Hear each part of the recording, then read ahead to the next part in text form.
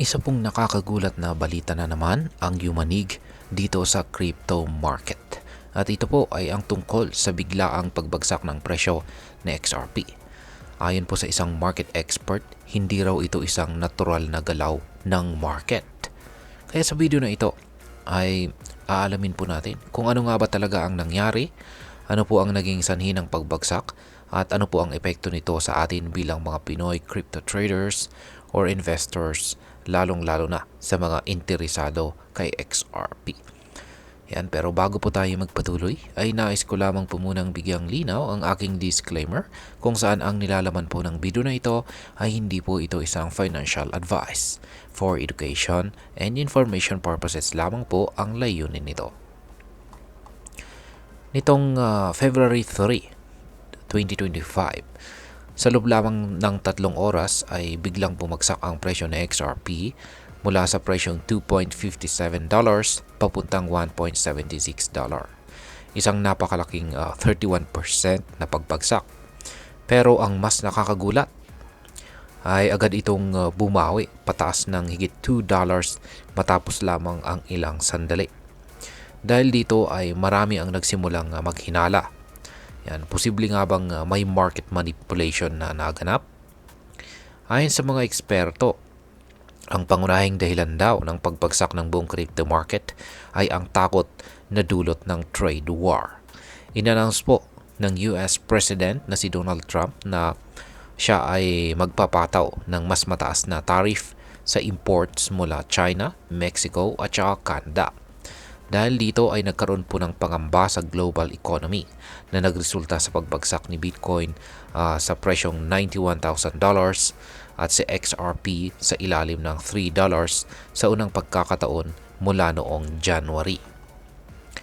Ngayon ay bakit nga ba sinabing hindi ito natural na galaw ng market?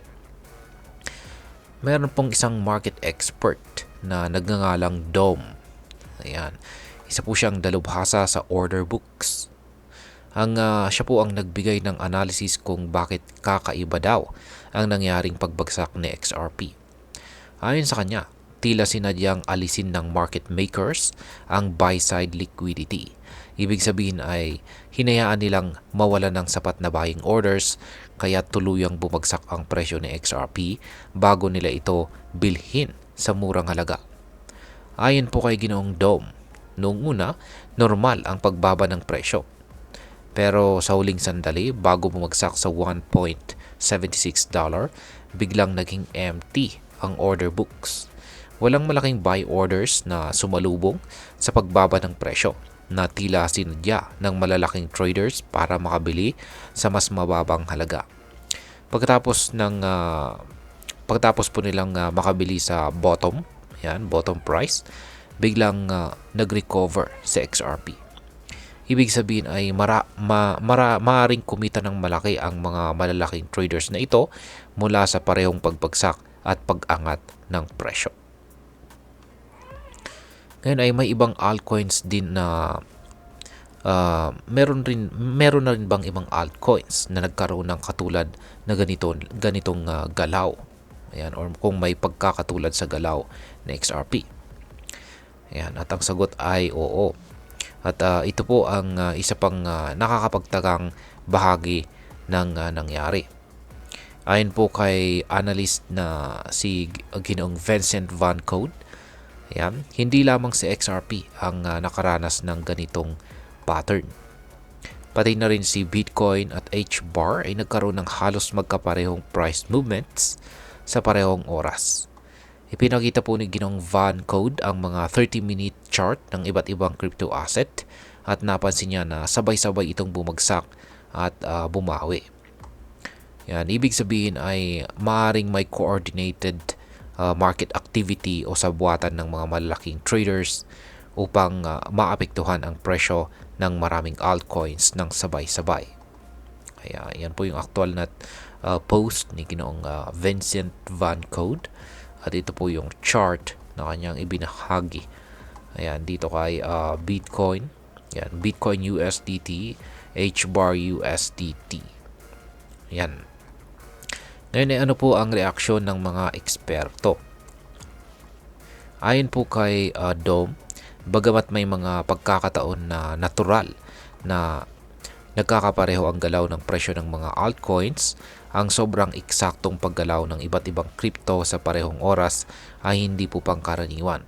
Idinagdag pa niya na ang mga algorithmic trading boots ay malaki ang papel sa ganitong galawan, lalo na sa mga low liquidity altcoin markets tulad ni XRP. Sa ngayon ay patuloy po na bumabawi or bumabangon sa XRP mula sa biglaang pagbagsak nito.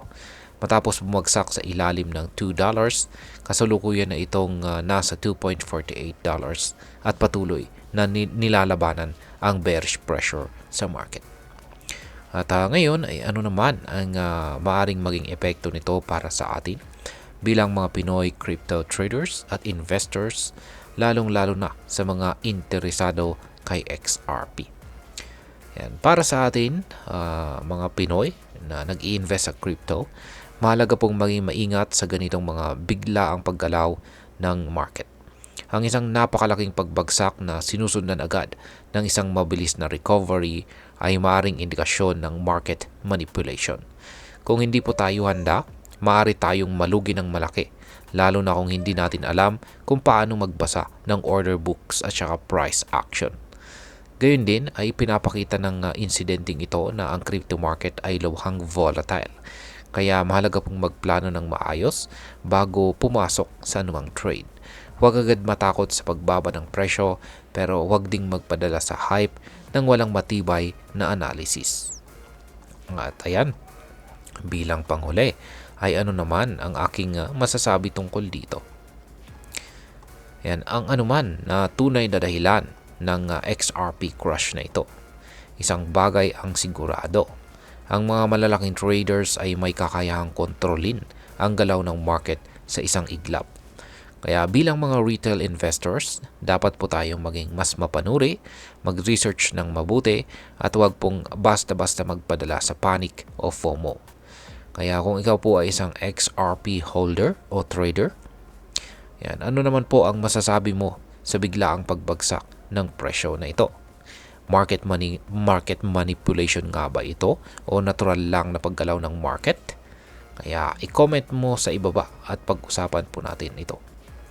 At hanggang dito na lamang po tayo sa video na ito mga ka-crypto. Sana po ay inyong nagustuhan ang aking paliwanag sa video na ito. Kung inyo po itong nagustuhan, pakiclick lamang po ang like button nito. Marami pong salamat sa panonood. Ingat po tayo lagi at God bless po sa ating lahat.